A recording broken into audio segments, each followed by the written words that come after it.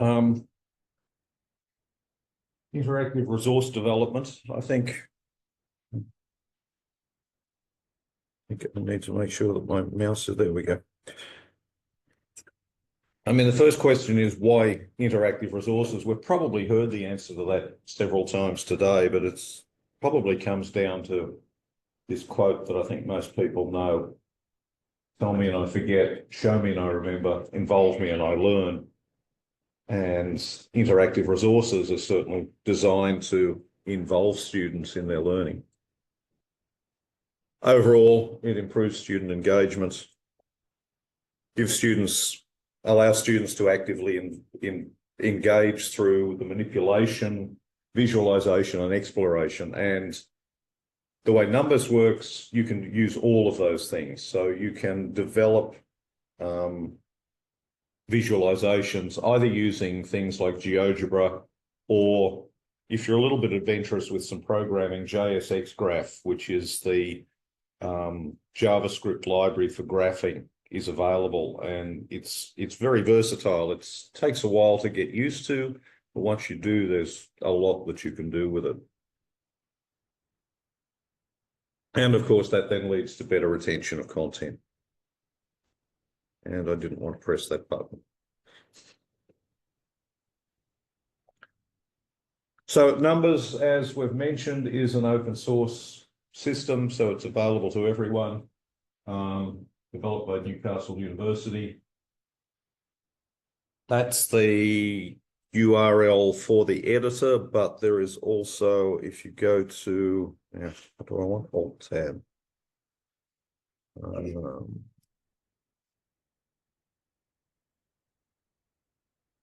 If you go to numbers.org.uk, it gives you some more background of about Numbers and access demos that you can try out and so on.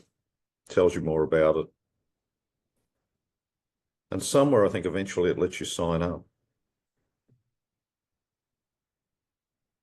Yeah, they first want you to watch the video to be convinced. Yeah. Anyway, that's the system. I mean, if you want to write a basic quiz, basic questions, multiple choice, it's very easy. It's like any other system. But if you want to get under the hood, it's designed in such a way that you can modify just about anything that you like. You can change the style of it. You can write new question types and publish them. You can create extensions and so on. It was developed for maths and stats, as both Anthonys have mentioned. Christian Lawson Perfect at Newcastle University does most of the development work. He's very approachable and very helpful when things happen or when you're trying to work something out. It's designed as a testing system, but as Anthony said, I think it's more of it's formative assessment and exploration. It encourages students to interact with the maths, not just type in an answer, or if you design the questions the right way, it will encourage students to interact with the questions and work that way. It uses MathJax. Is everyone familiar with MathJax? MathJax is LaTeX, but it's generated within the website, and it generates you the same sort of mathematics notation that you would get if you were using LaTeX. But it also has some nice features, and I'll show you when we get to one of the questions, that you can click on the notation, and there's various things that you can do. You can zoom in on it, so you can enlarge it if you need to read it. It also works with screen readers, so students that need to use screen readers can actually read the mathematics. It's not pretty. I've heard it on the screen reader, but it's certainly better than just pasting an illustration in. And apart from the basics, and by the way, I'm not employed by Numbers. It's open source, so nobody gets paid for it. But I've become a bit of an evangelist for it. There are also extensions, so there's a whole lot of statistical functions. There's a recent one that allows you to run programming questions in R and Python, and you can set it up so that the question will mark the code that the student has written and compare that with the code that you input for the answer, but it will compare whether it actually generates the same thing as your code. So if the student writes something slightly different, but it's doing the same job, it will still mark it as correct. There's extensions for combinatorics, spreadsheets, JSX graph, as I mentioned. We can look at some of the others as well. There's ones for using units of measure within the question so that you can convert between them and all sorts of things. So very versatile. And so I thought probably the best way to show you how it works is just to go through some examples. These are some questions that I've written over the last couple of years, and if we've got time, we can look at a few others. How long have I got? Half an hour. Half an hour. Okay. Finish. 24 minutes now. All right. So let's just jump in. Let's hope these links work.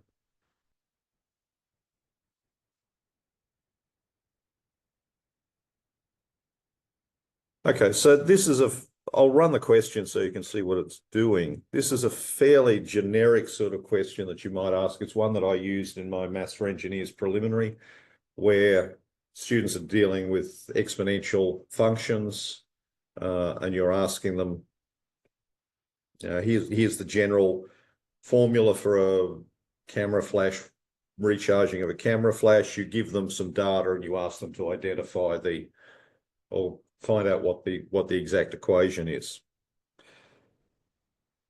The difference with this one is that it also will graph the answer. So even if a student doesn't really understand the algebra, they can start playing with this. So the maximum is 400. So it's going to be 400 1 minus e to the n. You'll notice, well, when I put in some extra brackets. So let's guess that this is e to the minus 0.02 t, close bracket, close bracket. You'll notice that it interprets what you've typed in, so student can check that what they've typed makes sense. But in this case, it also graphs their response. So that's the function they've typed in. Now, 350 milliseconds, the charge should be 240 microfarads. Well, it's nowhere near that because there's 350 milliseconds and it's up there. So, okay, maybe T's out by an order of 10. We could bring it down. That's too small. So, you could actually play around with this and iteratively get yourself to the right answer or to somewhere close to it. So what's going on behind the scenes? The other thing is a good question. Have I actually written a solution for this one? Yeah, okay, so here's the advice. I've written a full work solution, and you'll notice that the numbers that are in this solution correspond to the numbers in the question. So each solution corresponds, it's not a generic solution unless you want to write that. You can give them the exact solution for the question that you're dealing with and show them what the graph should look like.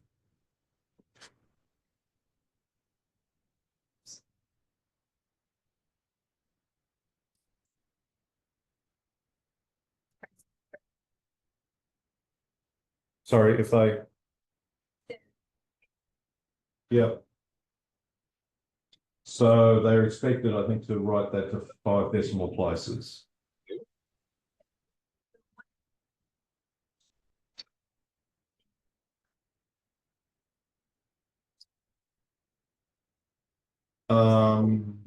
They will mark it as incorrect. Although there is facility for adaptive marking in this as well, so that you can take if they make a mistake in one part, and then there's another part which depends on that part, they get the second part right, modulo the fact that the first part's wrong. In other words, they've done the correct working. You can also set it up so that it marks that second part and gives them credit. So they have to use the rounded off value for K in Yeah. the Q formula. Yeah. So That's the way it's set up here. It could be set up in different ways. So we use WeatherSign Yeah. to do our textbook. And they have some questions where it's not clear that they want you to do it in one way. In some questions, you'd be marked wrong if you are given a rounded answer, and in others, so like this one, it would be you're marked wrong if you use natural logs, say, in your answer instead of the rounded number. You can also set, I'm going to show you this as well. You can set it so that there's a penalty if they use it correct. Like in the question here, I've said accurate to 5 decimal places. If they gave it to 3, or they gave it to a different number of decimal places, you can assign a penalty if they don't use 5 decimal places. So anywhere from 0 to 1. Yeah. Yeah. So if I go to the back end of this,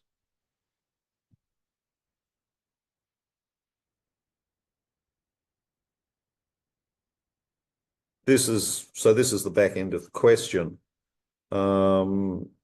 You can see here things in brackets, P0, and this question is one of 3 or 4. I wrote 3 or 4 different applications using the same base. So Q0 is P0 is the variable, but things that are in brackets are variables. So it's replacing what's in brackets here with the number that's being generated in the back end. And this bit here, this variable, whoops. Well, I've just clicked into it so you can see what it's like to type. So you'll notice it's using LaTeX delimiters. It'll either use dollar sign and double dollar signs, or I'm a bit old fashioned, so I still use the backslash parentheses and backslash square brackets, but you can use either. And if you notice this one here, backslash var is telling it that it's a variable. So, things like that. You can also, if you have an expression and you've brought in variables that, so, you want kx plus b, but b could be negative. So there's also a command that you can use to simplify the expression. So if b was, if it was, k was 1 and b was -3, then it would display kx plus b as x minus 3, not 1x plus -3. It'll clean those sort of things up for you.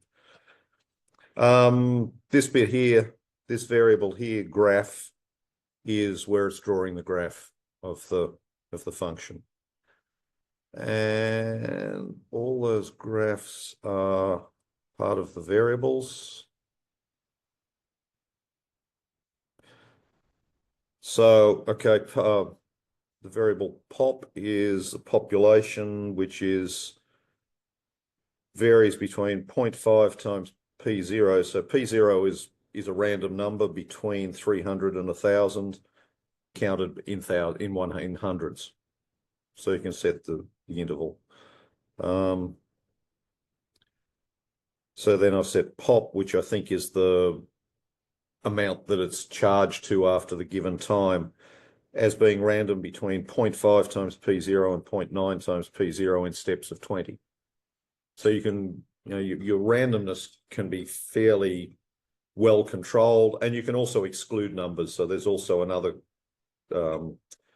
trigger that you can put in here, except, and then you can put a list of exceptions. So if you didn't want it to be, 27 or something, then you can put except 27. And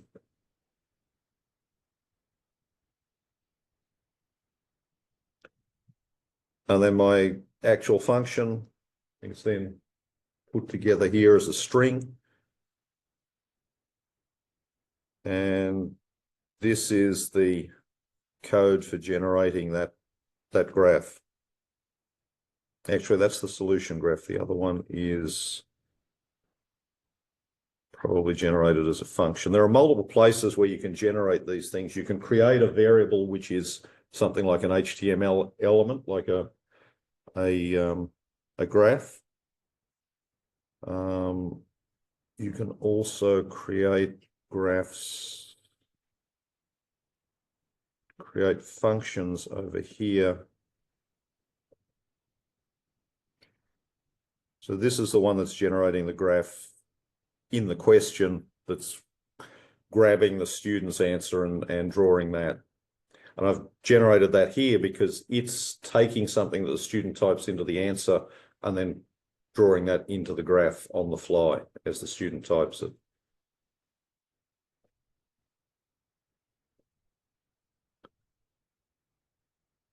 And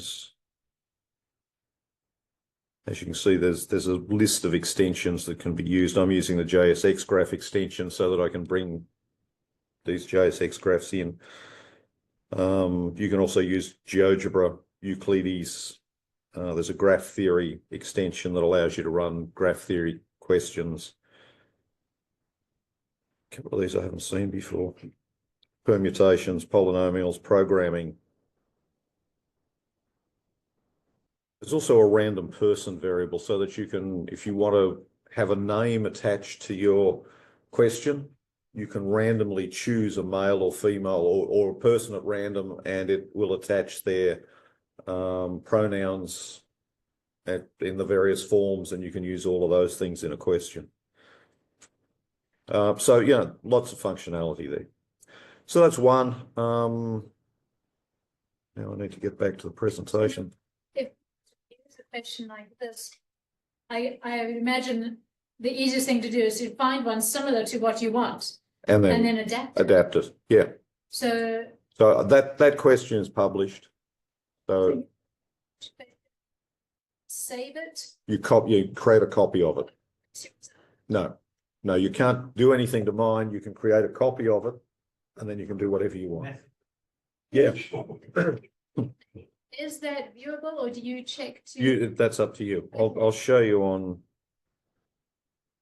All right, I'm going to skip that. That question is sort of similar. The graph draws a. No, I will show you because there is one thing in here that's kind of cute. So there's no one stopping me putting a bad question up. No, that's right. Although Christian's been trying to get a group of well-developed questions that have, complete explanations, have advice, and have descriptions of everything. And there's a group of us that are supposed to be editing those, but somehow everyone's been too busy doing other things. Yeah, we do. So this one asks students, it's kind of similar. It plots a polynomial function, asks the student to find the tangent to the function at a point, and then it'll plot the tangent on the curve. So, it's a differentiation question, application of differentiation. And once you type your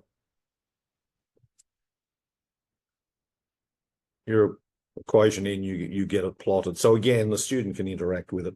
The reason I was going to show you this was, though, it's this polynomial is a random polynomial, I think with a random number of terms up to degree 9, which means you could get some really curly questions, that polynomials that just didn't appear on that graph. So what I've done with this one,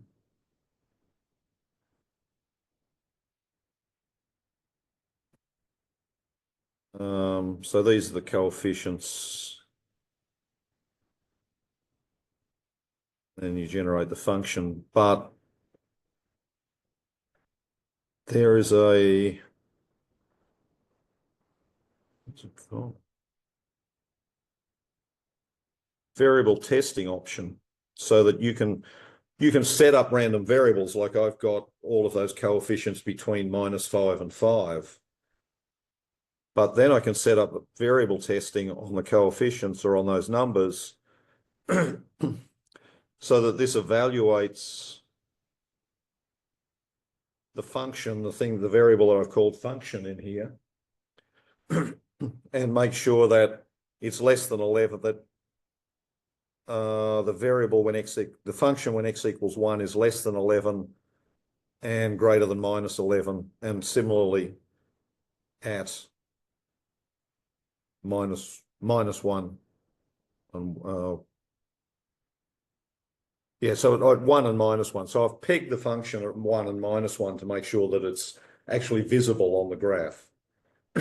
And the way that works is then it goes back and it'll change all of the coefficients, which are themselves variables, into a range so that this is satisfied.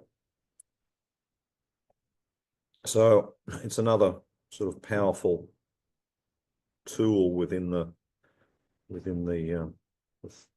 process.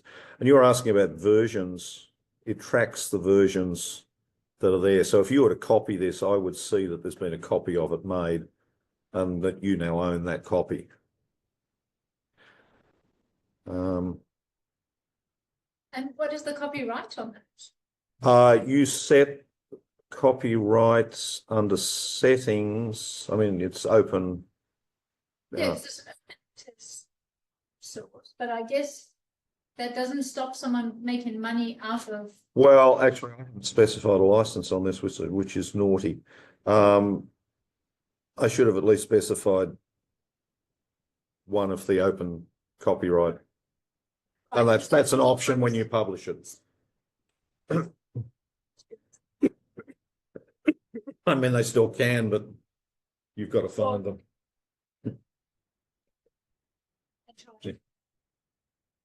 Yeah. No, that's true. Well, in theory, they do. They should.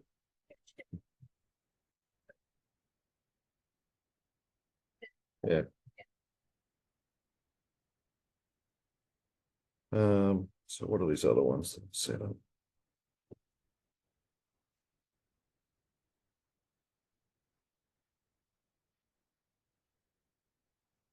Okay, so this is one where the question, it's a very simple question.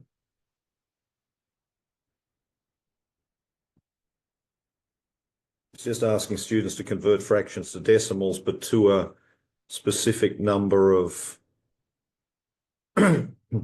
decimal points. But then in the marking script for each of these parts, we've set it up so that it, what do we do with this one? It checks for trailing zero. So it's make sure, that's right, it makes sure that the student has the trailing zeros, because this was a nursing question, and the nurses, if they want a number to 2 decimal places and it has a 0, they want the 0 to be there. So it's possible here to take the marking algorithm, and this first part is the generic marking algorithm for a number entry part, doing whatever it does, and then to write your own extension to that marking algorithm. And obviously we did a whole lot of debugging on this when we were first working it out. So we've set up a note here to print out a whole lot of information as it runs to make sure that we were doing the right thing.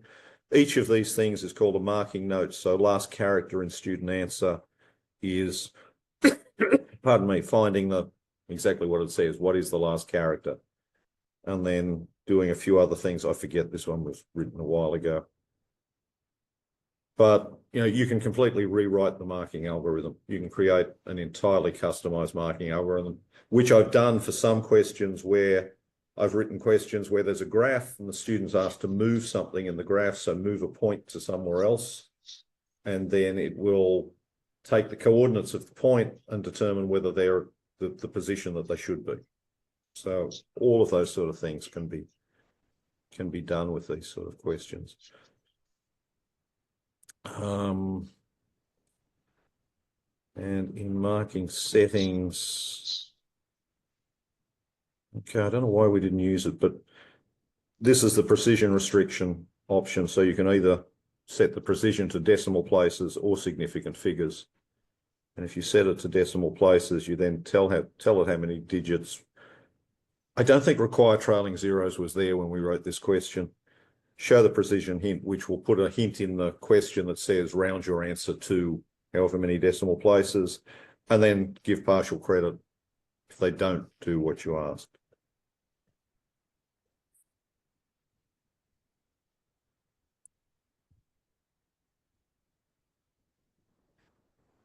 What else did I have?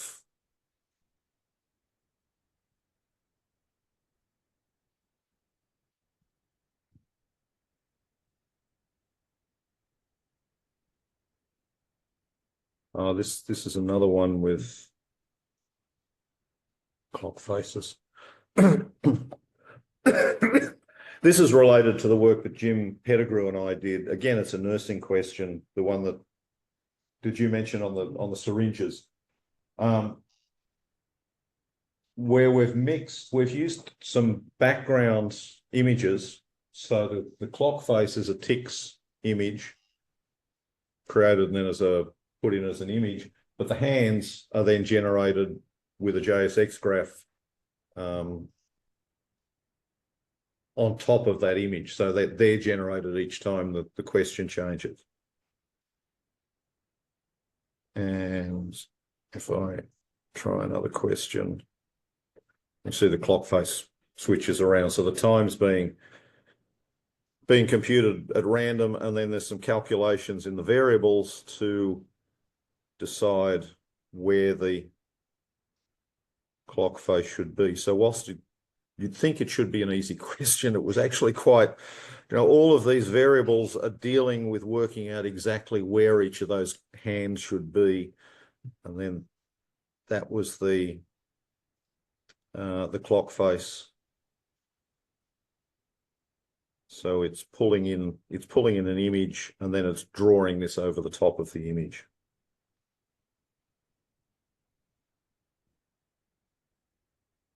And using some trigonometry to find out what the angles should be for all of the hour hand and the minute hand.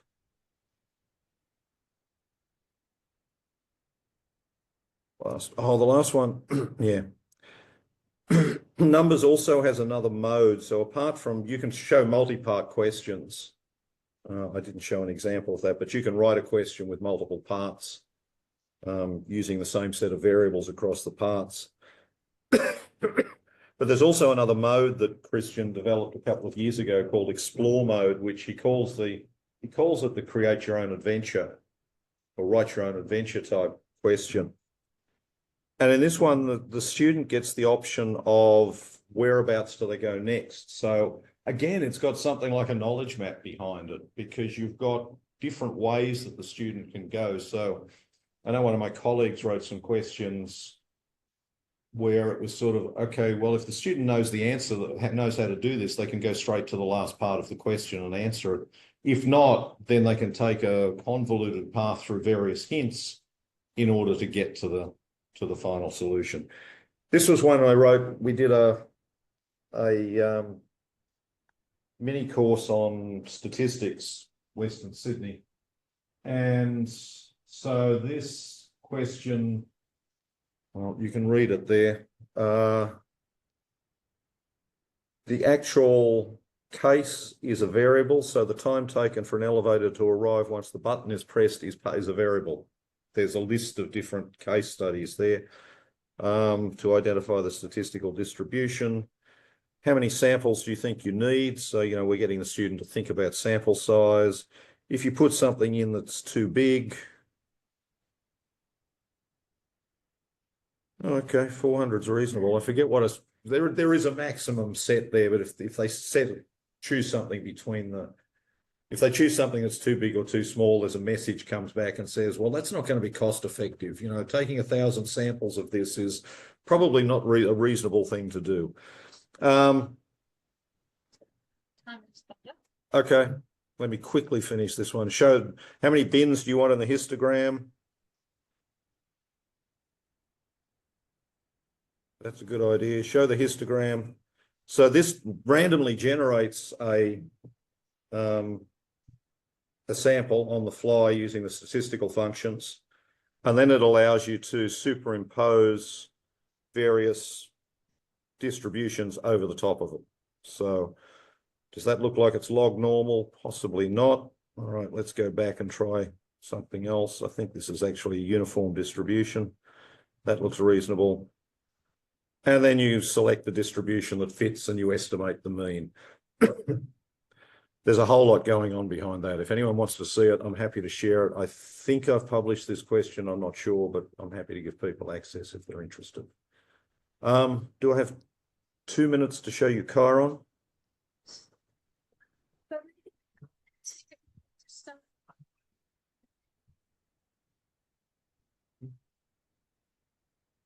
So the other, pardon me, the other system that Newcastle's been developing is this thing called Chiron, which allows you to create accessible mathematical resources. You can incorporate numbers questions into it. You can incorporate videos, all sorts of things. You can run R and Python inside the browser in the examples. And from either a markdown or LaTeX code, it will generate you a set of slides, an HTML page, and a PDF all in one go, which you can then put up and make use of. And in the PDF, it gives you a link to the numbers question. So you can still access that. So it's really useful if you want something that's accessible, because PDFs are not that accessible to people with visual problems. I should have, numbers also has a lot of visual stuff. Christian Lawson Perfect is extremely colorblind and has various other disabilities. So he's designed this system so that the student can change the settings for text size, text color, background, foreground, just about anything that you want, which is really nice. Yeah. So look, I hope that's helpful. I'll make these slides available. The links are there if you want to follow them and play around with those things. Thanks.